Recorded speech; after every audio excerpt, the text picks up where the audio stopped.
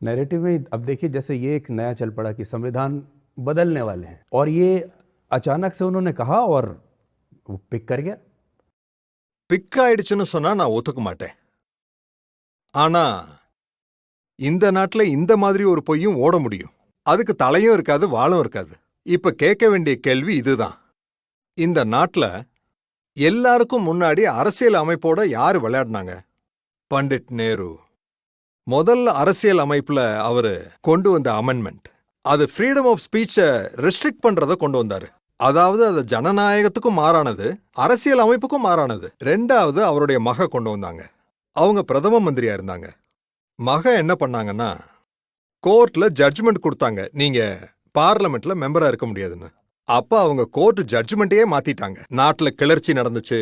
அப்ப அவங்க emergency declare பண்ணி எல்லா பிரஸையும் முடக்கிட்டாங்க. எமர்ஜென்சினால ஒரு நன்மை நடந்துச்சுன்னா அது இந்தியா டுடே பிறந்துச்சு. அதுக்கப்புறம் அவங்களுடைய மகன் வந்தாங்க. சாபானுடைய ஜட்ஜ்மெண்ட் வந்துச்சு. அவர் சுப்ரீம் கோர்ட்டுடைய ஜட்ஜ்மெண்ட்டை மாத்திட்டாரு.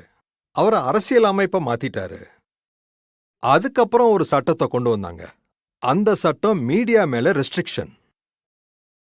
நாடு பூரா எதிர்க்கட்சி வலிமையா மாறிச்சு. மீடியா கூட வைப்ரண்டா மாற ஆரம்பிச்சது.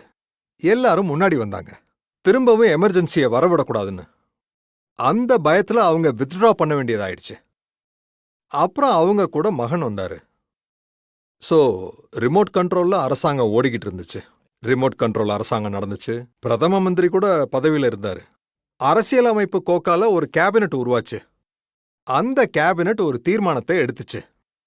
அப்புறம் ஒரு இளவரசர் பிரஸ் கான்ஃபரன்ஸை கூப்பிட்டு கேபினட்டோட தீர்மானத்தை பத்தி தப்பா பேசினாரு. அது மட்டும் இல்ல, கேபினெட் மறுபடியும் அந்த விஷயத்தை ரிவர்ஸ் பண்ணிட்டாங்க.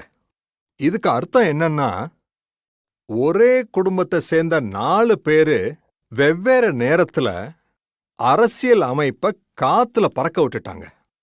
அவங்களுக்கு அரசியல் அமைப்புல இந்த மாதிரி கேவலமான காரியங்கள் செய்யற காலம் முடிஞ்சு போயிடுச்சு.